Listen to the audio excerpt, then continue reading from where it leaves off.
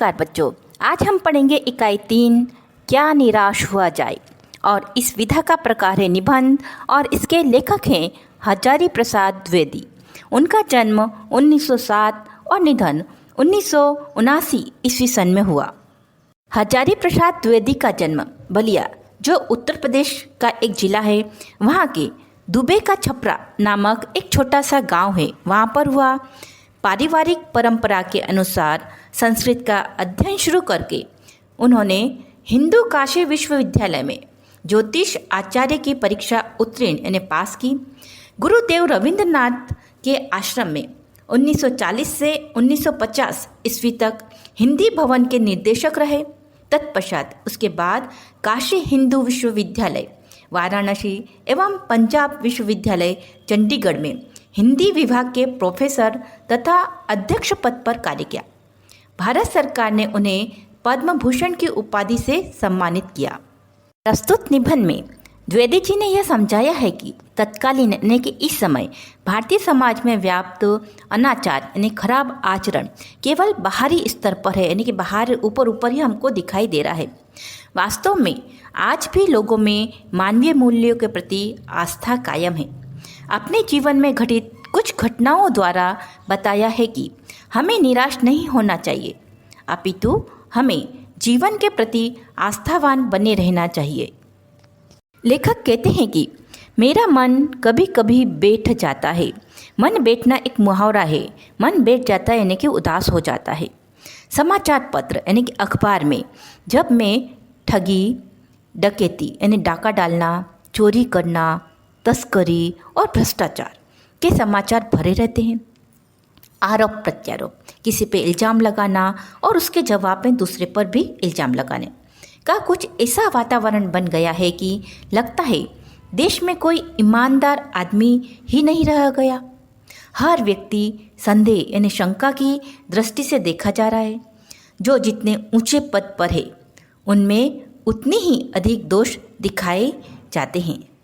लेखक कहते हैं कि एक बार बहुत बड़े आदमी ने मुझसे एक बार कहा था कि इस समय सुखी वही है जो कुछ नहीं करता।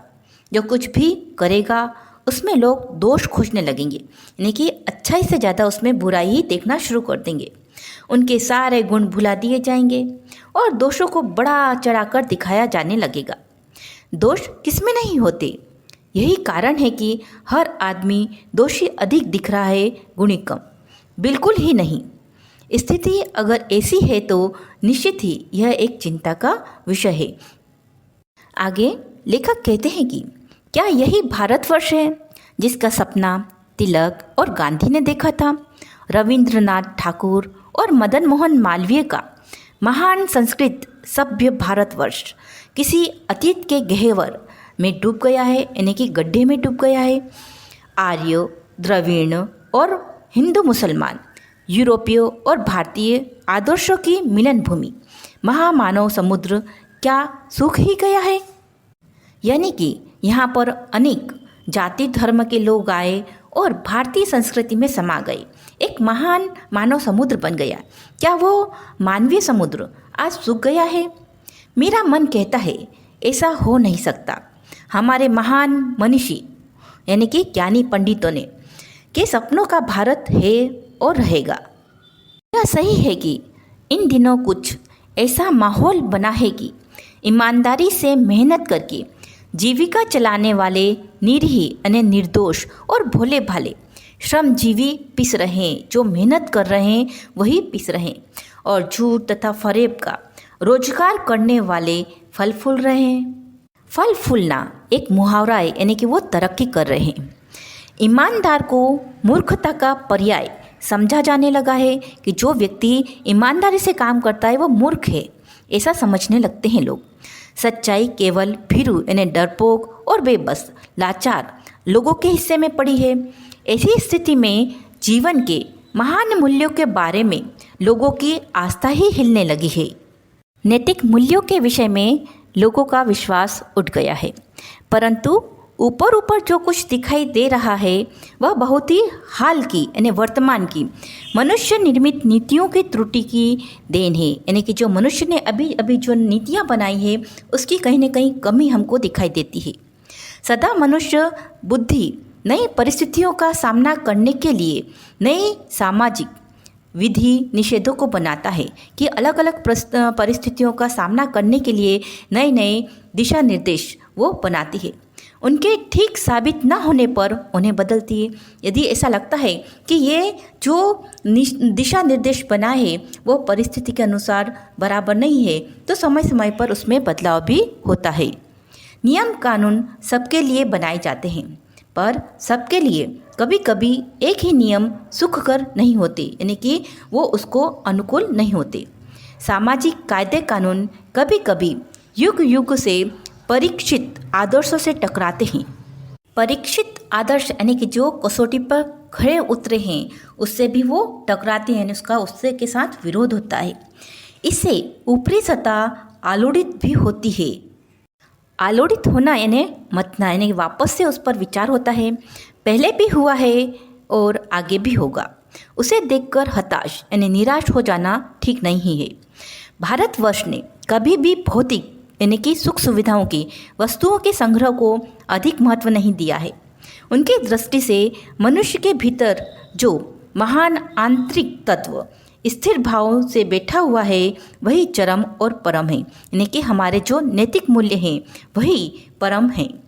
लोभ मोह काम क्रोध आदि विकार मनुष्य के स्वाभाविक रूप से उसमें विद्यमान रहते हैं, पर उन्हें प्रधान शक्ति मान लेना और अपने मन तथा बुद्धि को उन्हीं के इशारों पर छोड़ देना बहुत निकृष्ट आचरण है, यानी कि अधर्म है। भारतवर्ष ने कभी भी उन्हें उचित नहीं माना है। उन्हें सदा संयम से बंधन बांध कर रखने का प्रयत्न किया है, परंतु भूख की उपेक्षा नहीं की जा सकती, बीमार के लिए दवा की उपेक्षा नहीं की जा सकती, गुमराह को ठीक रास्ते पर ले जाने के उपायों की उपेक्षा नहीं की जा सकती।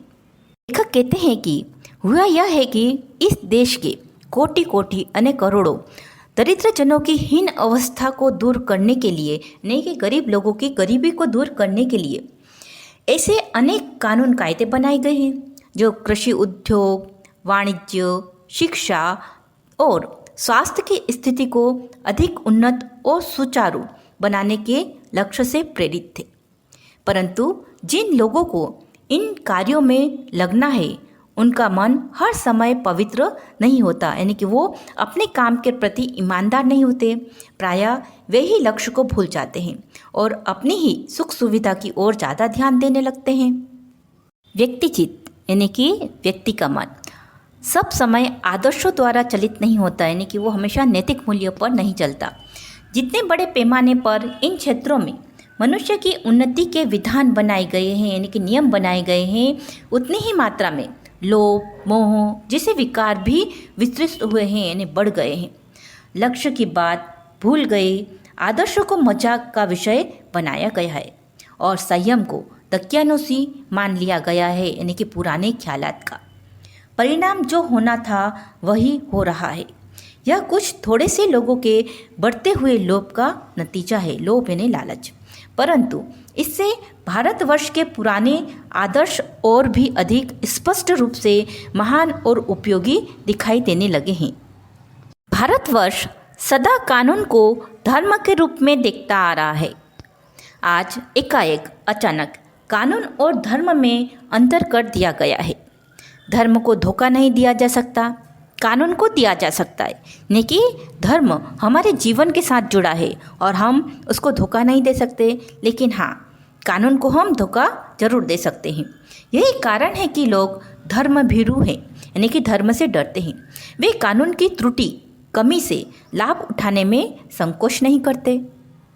इस बात के पर्याप्त प्रमाण खोजे जा सकते हैं कि समाज के ऊपरी वर्ग में चाहे जो भी होता हो रहा हो, भीतर भीतर भारतवर्ष अब भी यह अनुभव कर रहा है कि धर्म कानून से बड़ी चीज़ है। यानी कि अगर हम देखें कि कानून और धर्म में कौन बड़ा है तो धर्म बड़ा है। अब भी सेवा, ईमानदारी, सच्चाई और आध्यात्मिकता के मूल्य बने हुए हैं। वे दब अवश्य गए हैं, लेकिन नष्ट नहीं हुए, खत्म नहीं हुए। आज भी वह मनुष्य से प्रेम करता है, महिलाओं का सम्मान करता है, झूठ और चोरी को गलत समझता है, दूसरे की पीड़ा को पहुंचाना पाप समझता है। हर आदमी अपने व्यक्तिगत जीवन में इस बात का अनुभव करता है। समाचार पत्रों में जो भ्रष्टाचार के प्रति इतना आक्रोश है, वह यही साबित करता है कि हम ऐसी चीज़ों को गलत समझते हैं और समाज से उन तत्वों की प्रतिष्ठा कम करना चाहते हैं जो गलत तरीके से धन या मान संग्रह करते हैं, इकट्ठा करते हैं। दोषों का पर्दाफाश करना यानी सामने उजागर करना बुरी बात नहीं है। बुराई यह मालूम होती है कि किसी के आचरण यानी चाल चलन के गलत पक्ष को उद्घाटित करते समय यानी कि उजागर करते समय हम उसमें रस यानी रुचि ज़्यादा लेते हैं और दोष उद्घाटन को एकमात्र कर्तव्य मान लिया जाता है। बुराई में रस लेना बुरी बात है। अच्छाई को उतना ही रस लेकर उजागर न करना उससे भी ज़्यादा बुरी बात है। सैकड़ों घटनाएं ऐसी घटती है जिन्हें उजागर करने से लोकचित्त में अच्छाई के प्रति अच्छी भावना जागती है। लेखक कहते हैं कि एक बार रेलवे स्टेशन पर टिकट लेते हुए गलती से मैंने 10 के बजाय 100 रुपये का नोट दे दिया और मैं जल्दी जल्दी गाड़ी में आकर बैठ गया। थोड़ी देर में टिकट बाबू उन दिनों के सेकंड क्लास के डिब्बे में हर आदमी का चेहरा पहचानता हुआ उपस्थित हुआ यानी हाजिर हुआ। उसने मुझे पहचान लिया और बड़ी विनम्रता के साथ मेरे हाथ में 90 रुपये रख दिए और बोला, यह बहुत गलती हो गई थी, आपने भी नहीं देखा, मैंने भी नहीं देखा। उनके चेहरे पर विचित्र संतोष की गरिमा थी, यानी कि अनोखा संतोष था। मैं चकित रह गया। मैं कहूँ कि दुनिया में सच्चाई और ईमानदारी लुप्त हो गई है, यानी कहीं खो गई है। वैसी अनेक अवांछित अनेक अनचाही घटनाएं भी हुई है, परंतु यह एक घटना ठगी और वंचना यानी धोखेबाजी की अनेक घटनाओं से अधिक शक्तिशाली है। लेखक कहते हैं कि एक बार मैं बस यात्रा कर रहा था। मेरे साथ मेरी पत्नी और 3 बच्चे भी थे। बस में कुछ खराबी थी, रुक रुक कर चल रही थी। गंतव्य से 5 मील पहले ही वह एक निर्जन सुनसान स्थान में बस ने जवाब दे दिया। निर्जन यानी कि जहाँ कोई मनुष्य की आवाजाही न हो, ऐसी जगह पर उसने जवाब दे दिया यानी बंद हो गई। रात के कोई 10 बजे होंगे। बस में यात्री घबरा गए। कंडक्टर ऊपर गया और एक साइकिल लेकर चलता बना। लोगों को संदेह हो गया कि हमें धोखा दिया जा रहा है। बस में बैठे लोगों ने तरह तरह की बातें शुरू कर दी। किसी ने कहा, यहाँ डकैती होती है। 2 दिन पहले ही इसी तरह एक बस को लूटा गया था। परिवार सहित अकेला मैं ही था। बच्चे पानी पानी चिल्ला रहे थे। पानी का कहीं ठिकाना ना था। ऊपर से आदमियों का डर समा गया था। कुछ नौजवानों ने ड्राइवर को पकड़कर मारने पीटने का हिसाब बनाया यानी मंसूबा कर लिया। ड्राइवर के चेहरे पर हवाइयाँ उड़ने लगी। हवाइयाँ उड़ना एक मुहावरा है यानी कि उसके चेहरे का रंग फीका पड़ने लगा। लोगों ने उसे पकड़ लिया। वह बड़े कातर यानी लाचार ढंग से मेरी ओर देखने लगा और बोला, हम लोग बस का कोई उपाय कर रहे हैं, बचाइए, ये लोग मारेंगे। डर तो मेरे मन में भी था, पर उसकी कातर मुद्रा यानी लाचार भयभीत चेहरा देखकर मैंने यात्रियों को समझाया कि मारना ठीक नहीं है, परंतु यात्री इतने घबरा गए थे कि वे मेरी बात सुनने को तैयार ही नहीं हुए। कहने लगे, इसकी बातों में मत आइए, धोखा दे रहा है, कंडक्टर को पहले ही डाकुओं के यहाँ भेज दिया है। लेखक कहते हैं कि मैं भी बहुत भयभीत था, बहुत डर गया था, पर ड्राइवर को किसी तरह मारने पीटने से बचाया। 1.5-2 घंटे बीत गए। मेरे बच्चे भोजन और पानी के लिए व्याकुल थे, बेचैन थे। मेरी और मेरी पत्नी की हालत बुरी थी। लोगों ने ड्राइवर को मारा तो नहीं, पर उसे बस से उतारकर एक जगह घेर कर रखा। कोई भी दुर्घटना होती है तो पहले ड्राइवर को समाप्त कर देना यानी कि उसको मार डालना। उन्हें उचित जान पड़ा। ये गिड़गिड़ाने का कोई विशेष असर नहीं पड़ा। इसी समय क्या देखता हूँ कि एक खाली बस चली आ रही है और उस पर हमारा बस कंडक्टर भी बैठा हुआ है। उसने आते ही कहा, अड्डे से नई बस लाया हूँ, इस पर बैठिए, वह बस चलने लायक नहीं है। फिर मेरे पास एक लोटे में पानी और थोड़ा दूध लेकर आया और बोला, पंडित जी, बच्चों का रोना मुझसे देखा नहीं गया। वहीं दूध मिल गया था, थोड़ा लेता आया। यात्रियों में फिर जान आ गई। सबने उसे धन्यवाद दिया, ड्राइवर से माफ़ी मांगी और 12 बजे से पहले सब लोग बस अड्डे पर पहुंच गए। कैसे कहूँ कि मनुष्यता एकदम समाप्त हो गई है, यानी कि मानवता खत्म हो गई है। कैसे कहूँ कि लोगों में दया माया रही नहीं। जीवन में ना जाने कितनी ऐसी घटनाएं हुई हैं जिन्हें मैं भूल नहीं सकता। लेखक कहते हैं कि ठगा भी गया हूँ, धोखा भी खाया है, परंतु बहुत कम स्थलों पर विश्वासघात नाम की चीज़ मिलती है। केवल उन्हीं बातों का हिसाब रखो, यानी कि याद रखो, जिसमें धोखा खाया गया है तो जीवन कष्टकर हो जाएगा, यानी दुखदायी हो जाएगा।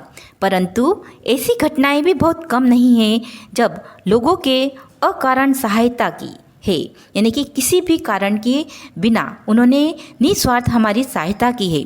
निराश मन को ढाढ़स बंधाया है। ढाढ़स बंधाना एक मुहावरा है, यानी कि हमारे दिल को तसल्ली दी है और हिम्मत बंधाई है।